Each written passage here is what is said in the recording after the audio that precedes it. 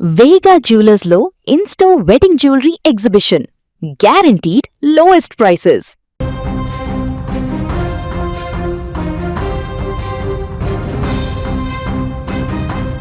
పశ్చిమ బెంగాల్ రాజకీయ క్షేత్రం మరోసారి నెత్తురోడింది.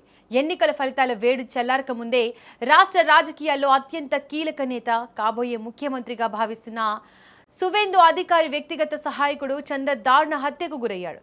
మద్యం గ్రామ్ సమీపంలోని సినీ ఫక్కీలో జరిగిన ఈ కాల్పుల ఘటన రాష్ట్ర వ్యాప్తంగా పెను దుమారం రేపుతోంది.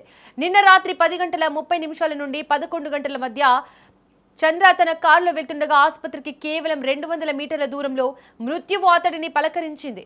ప్రత్యక్ష సాక్షుల కథనం ప్రకారం చంద్ర ప్రయాణిస్తున్న కారు నెమ్మదించగానే బైక్పై వచ్చిన ఆగంతకుడు మెరుపు వేగంతో కాల్పులకు తెగబడ్డాడు. చంద్రనాథ్పై తూటాల వర్షం కురిపించి రెప్పపాటు కాలంలో అక్కడి నుండి మాయమయ్యాడు.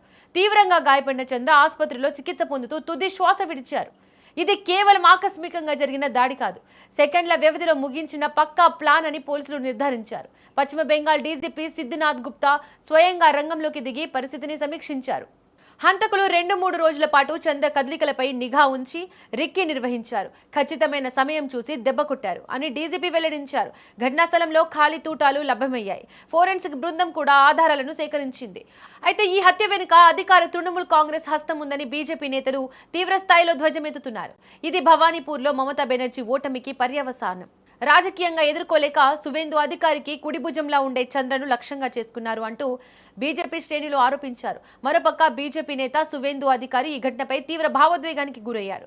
చంద్ర తమ కుటుంబ సభ్యుడు, ఎమ్మెల్యేలందరికీ సోదరుడు. 15 ఏళ్ల జంగల్ రాజు పరాకాష్ట ఇది. ఈ గూండాలను బీజేపీ ప్రక్షాళన చేస్తుంది అని హెచ్చరించారు. మరోవైపు కేంద్ర మంత్రి సుకాంత ముజుందర్ మృతుడి కుటుంబానికి భరోసా కల్పించారు. ఇక ఈ ఘటనలో పశ్చిమ బెంగాల్లో తీవ్ర ఉద్రిక్తత పరిస్థితులు నెలకొన్నాయి. చంద్రపై దాడులకు ప్రతీకార దాడులు జరగొచ్చనే అంచనాలతో పోలీసులు భారీగా మోహరించారు. ఏ క్షణం ఏం జరుగుతుందోననే ఉత్కంఠ నెలకొంది.